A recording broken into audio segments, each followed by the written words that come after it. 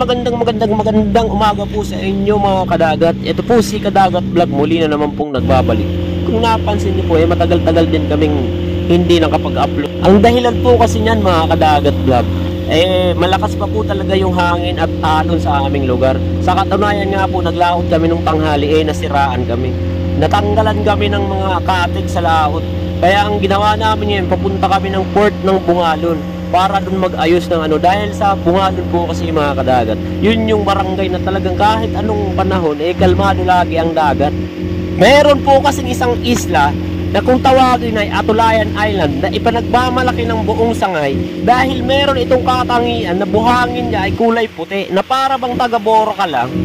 Siguro nga mga kadagat, ang ilan-ilan sa inyong nakakapanood ng video ko ay nakapunta na dito sa lugar na to. I-comment nyo naman mga kadagat kung nakapunta na kayo sa Atulayan Island na talagang namang nakakamangha. Siya nga pala mga kadagat, ang pupuntahan namin ay isang lumang pantalan na kung saan nag-ooperate ito noong araw.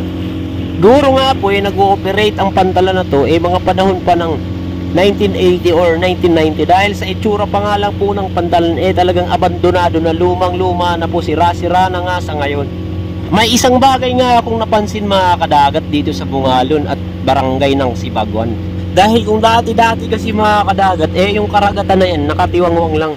Ngunit ngayon may nakita akong meron na rin palang nagpifish culture dito, yung paaalagaan ng bangus na parang yung sa dagupan ba. Ito kasi yung pinakamagandang fishing ground ng bangus dahil yung tubig ay may agos. Kung baga hindi siya steady mga kadagat. Aminin man natin sa hindi, kapag kumakain tayo ng bangus o kaya tilapia, yung iba minsan may lasa, yung lasang putik. Kaya congratulations po sa inyo mga taga Bungalon at Sibaguan. Kung sino man po ang may-ari ng mga fishing cage na ito, proud na proud po akong bilang kababayan nyo na makakitang may umaasenso dito sa aming lugar. Napapakinabangan na yung likas na yaman na dati ay nakatiwangwang lang.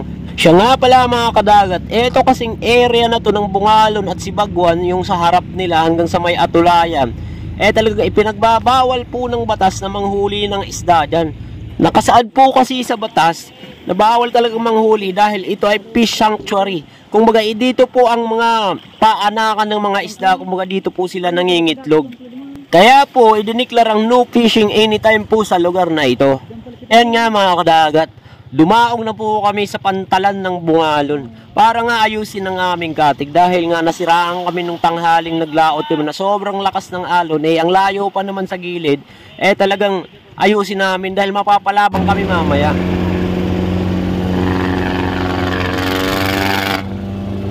Awan malawak kaya nagkakagulo na naman kami ngayon. Kaya nag-ready na sila guys. Eto na nga kami mga kadagat, nakakita na kami ng kawan. Nandito na kami sa kalagitnaan ng karagatan dito sa aming lugar.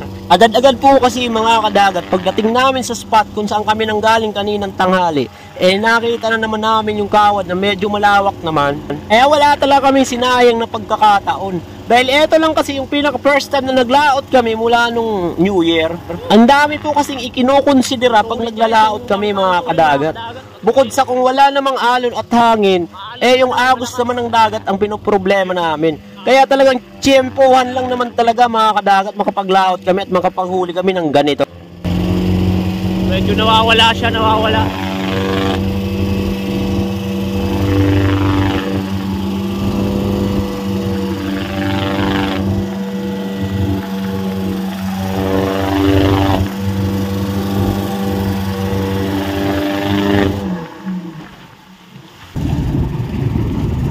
May tabaw, may tabaw.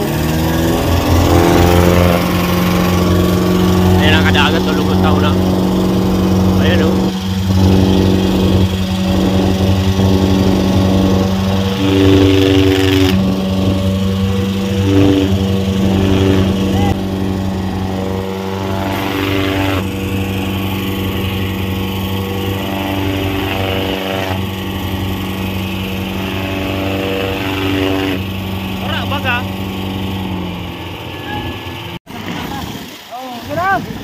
Ayan na guys, nakuha na namin.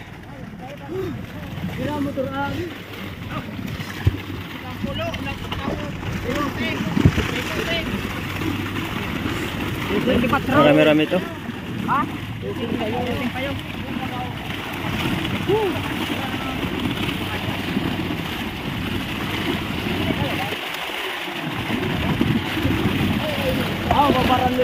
Lipunan. Lipunan.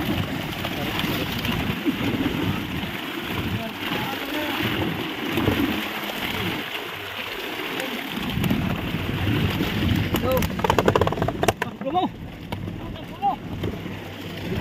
Walo. Di mana kamu Bayi mo na ako kayanting. Ang sarap na ako sa kutuman. Una kaya na. Iguaman sa nagdiyo. Apa? Kita man kayo madara sa dili. Woo!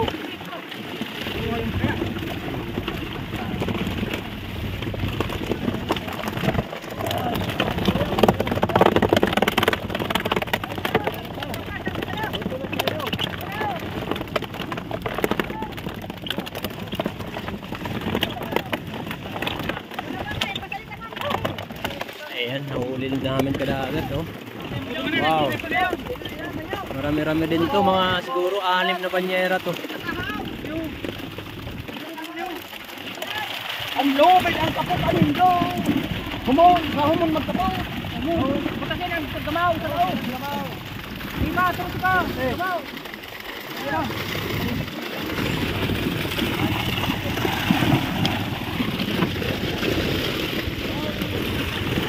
Plano na, kung ano. Umong kayo pa kaya pa. Larga na. Larga na. Brown may urang pa. Yan. Ikaw na nito. Kaya sabot ka na. Thank you so much po mga kadagat sa inyong panonood. Umabot nga po ng 6 na banyera ang nahuli namin ng araw na yan. Timing pa naman po medyo mapresyo yung isda sa mga panahon na yan. Kaya salamat po sa mga sumusuporta sa Kadagat Vlog, sa mga nanonood, sa mga nag-share na nako po, thank you talaga sa inyo sa mga nag-share. Dahil yun po talaga yung nakakatulong sa akin ng napakalaki. At syempre po huwag niyong kalimutan mag-komento at mag-like sa ating video. Kaya maraming salamat po sa inyo mga Kadagat Vlog. Salamat po.